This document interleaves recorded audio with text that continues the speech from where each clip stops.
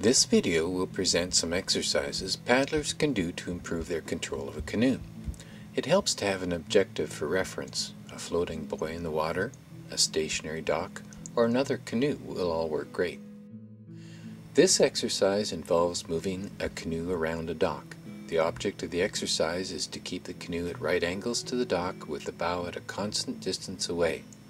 It begins with a sculling motion to move the canoe sideways, and that involves an even application to bow and stern in the scull.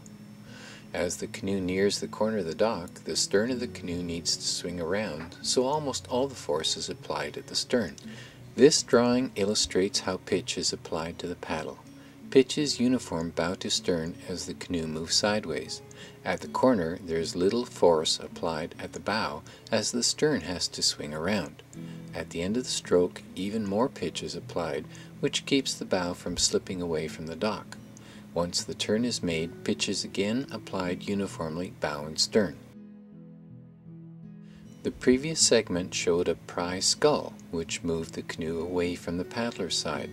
This is what it looks like going the opposite direction with a sculling draw. Here are two canoes doing a pivot around each other. This move is simply the same motion as the one involved in turning the corner of the dock, only done continuously. Note that one canoe is being paddled on the right side while the other is being paddled on the left side. When the right side paddler does a sculling draw, the left side paddler needs to do a sculling pry to have the same direction of rotation. Learning how to do this is a little easier if there is a stationary object like a floating buoy to rotate around. Without that reference point, the canoes are more difficult to keep a constant distance apart.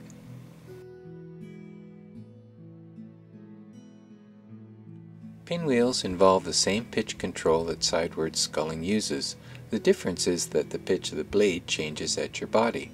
To pivot the stern of the canoe to your paddling side, the stern half of the stroke will be pitched for a draw, while the bow portion will be pitched for a pry. Because the boat is rotating, the blade will be pitched very neutral to slice through the water as the paddle moves from bow to stern.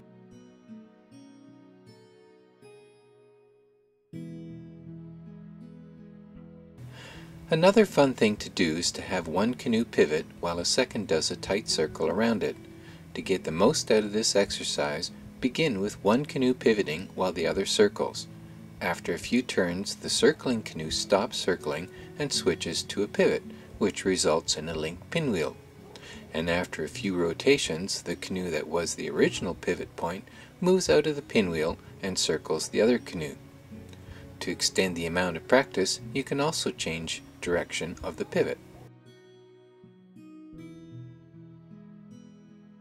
Another great exercise is stop turns, performed either using a stationary object like a dock or with another canoe.